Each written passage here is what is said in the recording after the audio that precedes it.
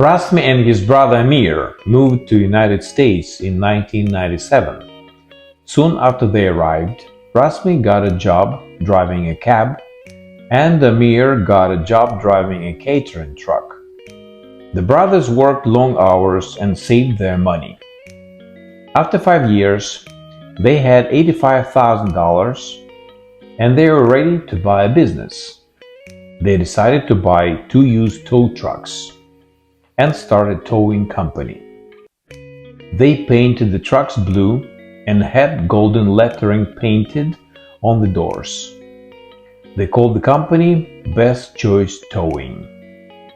For the first several years, they drove the tow trucks themselves.